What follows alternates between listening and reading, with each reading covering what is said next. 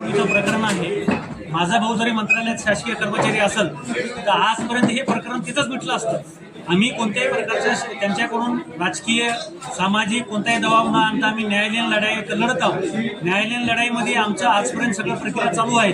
पण मागच्या 4-5 दिवसापूर्वी दैनिक पुण्यनगरीमध्ये बेसमरीचा विषय आल्यानंतर त्यांनी अजून आम्हाला कुठेही हरासमेंट करणे, आमच्या भावाला कुठे प्रेशराईज करणे, शासकीय नोकरीला अडथळा आणणे या उद्देशाने त्यांनी हा आरोप केलेले।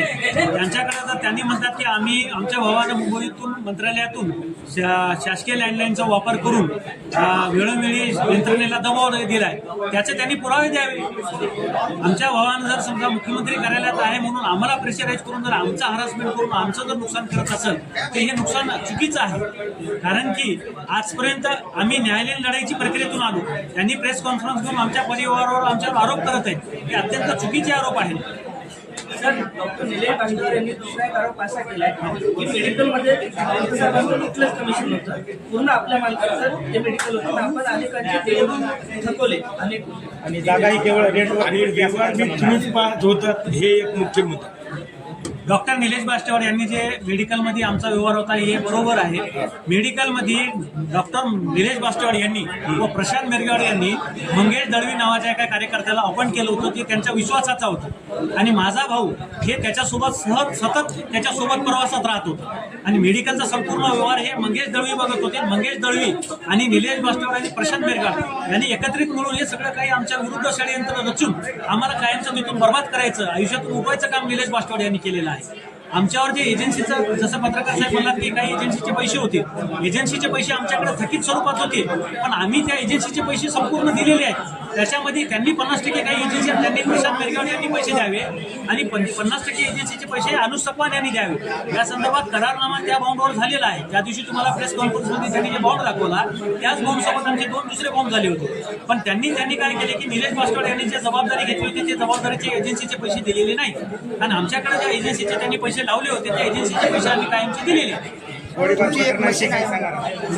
महत्वाचा विषय जे गोळीबार प्रकरण आहे त्याविषयी काय सांगणार? काय गोळीबार जे प्रकरण आपण सांगितलं त्याबद्दल काय सांगणार? त्यांनी आम्हाला 31 डिसेंबर रोजी रेणुकाई हॉस्पिटलला जबरदस्तीने आमचं मेडिकल बंद करण्यासंदर्भात धमकी दिली व तिथे येऊन गोळीनं मारून टाकतो अशी धमकी दिल्यानंतर आम्ही लागली शिवाजीनगर पोलीस स्टेशन येथे येऊन दाखल केला गुन्हा दाखल झाल्यानंतर ते गुन्हा आजपर्यंत आमचा चालू आहे। त्याच्यामध्ये याने आर्थिक व्यवहाराचे व राजकीय काही संबंध वापरले असतील त्यांचे, ते संबंध वापरून त्यांनी एकीने बिसमोरी करून घेतलं आणि त्या शासन आम्ही हे न्यायालयीन प्रविष्ट असताना त्यांनी एकीने तशा प्रक्रिया चालू आहेत त्यांच्या। बरं, हातनुसनाचा व्यवहार झाला होता तो ऑफलाईन आहे की ऑनलाईन आहे आणि त्याचे तुमच्याकडे काय पुरावे? त्याचे त्यावेळेस आम्ही जे डायरी रोजमेळाचे मेंटेन करत होतो त्या मेंटेन केलेल्या डायरीमध्ये लिहिलेले आहेत सगळे। काही आम्ही त्याला काही ऑनलाईन बी व्यवहार आहेत, नाहीत असे नाही, काही ऑनलाईन आहेत काही ऑफलाईन आहेत। पुरावे आहेत ना, ऑनलाईनचे पुरावे आहेत ऑफलाईनचे पुरावे आहेत आमच्याकडे। जर आपण डॉक्टर निलेश बास्टेवार यांना वारंवार प्रेशराईज केल्यामुळे त्याचा इफेक्ट त्यांच्या पर्सनल आयुष्यावर आणि हॉस्पिटलवर झाला, त्याच्यामुळे पेशंटवर काही नुकसान होतं। अशा पद्धतीने आरोप त्यांनी तुमच्यावर आम्ही केले हो, आम्ही त्यांना कोणत्याही प्रकारचं प्रेशराईज केलेलं नाही। हे प्रकरण 2023च्या एंडिंग पासून चालू आहे। आज 26 झालेले 3 ते 4 वर्ष प्रकरण चालू असताना आजपर्यंत आम्ही कुठेही त्याच्या बाबतीत वाच्यता केलेली नाही। आमचं न्यायालयावर विश्वास आहे, आम्ही न्यायालयाच्या लढाईनं येत होतो, पण त्यांनीच स्वतःहून तशा गोष्टी तयार करायला त्याला आम्ही काय करू शकतो? प्रेस कॉन्फरन्स घेऊन विनाकारण आमच्या परिवारावर आमच्यावर आरोप करणे हे अत्यंत चुकीचे आहे। त्यांनी माझ्या भावावर 2013 पूर्वीचं प्रकरण करून काढून आणि काल परवा किनवटमध्ये केस दाखल केली। निलेश बास्टेवार यांच्यावर गर्भनिदानची केस चालू आहे महानगरपालिकेमध्ये, न्याय प्रविष्ट आहे न्यायालयामध्ये। या संदर्भात मान्य न्यायालयामध्ये त्याचं प्रकरण चालू आहे, ते मान्य न्यायालय त्याच्यावर आदेश देतील, आपण त्याच्यावर बोलू शकणार नाही। न्यायालयाचा आदर करणं माझं कर्तव्य आहे आणि आदर सुद्धा करावं लागणार आहे। निलेश बास्टेवार यांच्यावर किती गंभीर स्वरूपाचे आरोप आहेत हे त्यांनी स्वतः पडताळून ऑडिटर होता सी बंडेवार त्यांच्या बॉन्डवर करण्यात आलेला आहे। नंतर त्यांनी जे परस्पर दुसरा जे बॉन्ड केलेला आहे त्याच्यामध्ये त्या 9 मध्ये आमची परमिशन न घेता त्या दोघांनी परस्पर बॉन्ड करून आमची फसवणूक केली। तक्रार दिली होती पोलिसांमध्ये, पोलीस गुन्हा दाखल करत नाही म्हणून तुम्ही आयजी साहेबाला भेटले होते, तर नेमके प्रकरण काय होते? आयजी साहेबाला त्याबद्दल नाही, ह्यांनी माझ्या मेडिकलमध्ये येऊन पोरांना शिबिगाळ करून मेडिकलचं शेटर लावलं आणि मी जेव्हा मेडिकलचं शेटर काढलं आणि बोलायला गेलो तेव्हा मला पिस्टन आहे त्याच्यानं तुला तुझ्या परिवाराला खतम करी या संदर्भामध्ये मला त्यांनी धमकी दिली होती। त्या संदर्भामध्ये मी त्यांच्या विरुद्ध गुन्हा दाखल केला। डॉक्टर तर म्हणत आहे की OPD मध्ये होतं त्यावेळेत तो त्यावेळी ज्यावेळेस ओपीडीत होता त्याच्या सोयीचे फुटेज त्याने त्याच्यात दिलेले आहेत, इतर फुटेज दिलेले नाही. ही समरीमध्ये स्वतःचे जे सासरे आहेत गोविंद हेमलवार यांना देखरेख अधिकारी दाखवतात. त्यांचे मग त्यांनी नियुक्तीपत्र त्यांचे जे त्यांना जे पेमेंट देत होते ते त्यांनी इन्कम टॅक्स त्यांच्याबद्दल भरले का, त्यांचे जे GPF ते दिले का. दुसरा जो साक्षीदार दाखवलेला आहे त्याला त्यांनी जे 5 वर्षापासून PRO म्हणून दाखवले, तो व्यक्ती 108 ॲम्ब्युलन्सला अर्धापूर ते ड्रायव्हर होता. तसं दाखवून त्यांनी त्याच्यामध्ये देखील अधिकाऱ्याला पकडून दिशाभूल केली, चुकीची समरी दाखवली. किती रक्कम थकीत आहे? माझे जवळपास 1.5 ते 2 कोटीच्या जवळपास अंदाजित रक्कम थकीत आहे. तर फार्म हाऊसला तुम्ही ब्लॅकमेल करता, कशासाठी ब्लॅकमेल? ते तपासामध्ये सहकार्य करावे, त्यांच्या सोयीचे तपास करून घ्यावे त्याच्यासाठी करतो. कोणाला करू इच्छिते ब्लॅकमेल? 2-3 अधिकारी आहेत जिल्ह्याचे आहेत, तो सांगू शकतो. रेणुकाई मल्टीस्पेशालिटी हॉस्पिटलचे संचालक निलेश बास्तवाडे यांनी अत्यंत चुकीच्या पद्धतीने आमच्यावर आरोप केलेले आहेत. त्यांनी स्वतःच्या अंतःकरणात झाकून बघावे की त्यांनी किती दोषी आहेत. माझा भाऊ मागील 15 वर्षापासून शासकीय नोकरीत मंत्रालयात आहे, पण आजपर्यंत त्याच्यावर कोणत्याही प्रकारचे ॲलिगेशन नाहीत.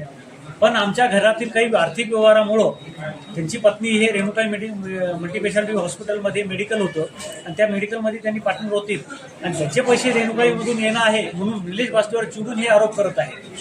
जर आम्ही मंत्रालयाचा किंवा मी जर समजा राजकीय व्यक्ती आणि नगरसेवक या नावाने मी असताना सुद्धा आज आम्हाला 4 वर्षापासून कोर्टाच्या आणि पोलीस स्टेशनच्या चक्रा मारावं लागत असेल तर आम्ही काय चुकीचं केलं? जर आम्ही राजकीय वजन वापरलं असतं, राजकीय हे काही वापरलं असतं तर आतापर्यंत हे विषय मिटला असता. त्यांचं म्हणणं असं आहे की आम्ही चुकीच्या पद्धतीनं काहीतरी करून त्याला लुबाडण्याचं काम करतो. पण त्यांनी स्वतःहून हे सांगावे की त्याच्या ऑफिसमध्ये वेळोवेळी ॲग्रीमेंट बाउंड झाले. ते बाउंड कशाचे झाले? आमच्यासोबत आम्ही जे पीडित नाही, आमच्यासोबत लीलावती शाहू नावाच्या तिथे एक महिला आहे जे त्यांच्या नातेवाईक आहेत, त्या काकूचे सुद्धा त्यांनी पैसे बुडवले. त्यांनी त्यांच्या पतीचे रिटायरमेंटचे 40 लाख रुपये कॅथलॅबमध्ये टाकली होती. ते 40 लाख रुपयामधून 40 पैसे सुद्धा त्या डॉक्टर निलेश बास्तवाडे यांनी दिलेले नाही. आणि दुसरी महत्वाची गोष्ट म्हणजे ती कॅथलॅबचा व्यवहार आज ॲग्रीमेंट अनुसार असताना सुद्धा आज साधारणतः हॉस्पिटल ओपन झाल्या तेव्हापासून 2 वर्ष त्यांनी आम्हाला साधारण 10% मार्जिनच्या हिशोबाने पैसे दिले, पण आजपर्यंत बाकीचे पैसे दिलेले नाही. आमच्या माघारी आमची मशीन तिथून काढून टाकलेली आहे. आमच्या माघाऱ्या कॅथलॅबची मशीनचं त्यांनी बँकेमध्ये जे डिपॉझिट होतं ते डिपॉझिट आमच्या माघाऱ्या मोडलंय. इकडं म्हणते की आम्ही त्याला फसवतो आणि हे करतो म्हणून आमच्या विरुद्ध न्यायालयात केस दाखल करायची आणि बँकेत म्हणायचं आम्ही तिघं पार्टनर एकत्रित बसून व्यवहार आम्ही क्लोज करत आहे म्हणून आमचं FD असलेली FD तोडून टाकायची आणि 108 वर कर्मचारी असलेल्या कर्मचाऱ्याला शिवाजीनगर पोलीस स्टेशनच्या गुन्ह्यामध्ये तिथं त्यांचा PRO आहे म्हणून त्यांना दाखवायचं. त्यांचे नातेवाईक सख्खे सासरे गोविंद हेमलवार यांना तिथं एक देखरेख अधिकारी म्हणून दाखवायचं. हे असे करून त्याने 20 समरी केलेली आहे. सर, तुमच्या नावाने असणारी FD हो त्यांनी कशी काय परस्पर बँकेत त्यांनी तसं पत्र दिलंय की मोडताच येत नाही ना. हो मोडता, तेच म्हणालो ना आम्ही, नियमानं मोडता येत नाही, पण त्यांनी तसं केलंय. त्या बँकेमध्ये SBI बँकेमध्ये ती FD मोडून कर्ज खात्यामध्ये जमा केली आमची कोणती परमिशन न घेता. संबंधित बँक कर्मचाऱ्यांनी जोगावर कारवाई व्हायला पाहिजे ना. हो ना, होईल ना. आता त्या संदर्भात आम्ही न्यायालयात दाखल केलेलं आहे. न्यायालयात त्या संदर्भात हे चालू आहे.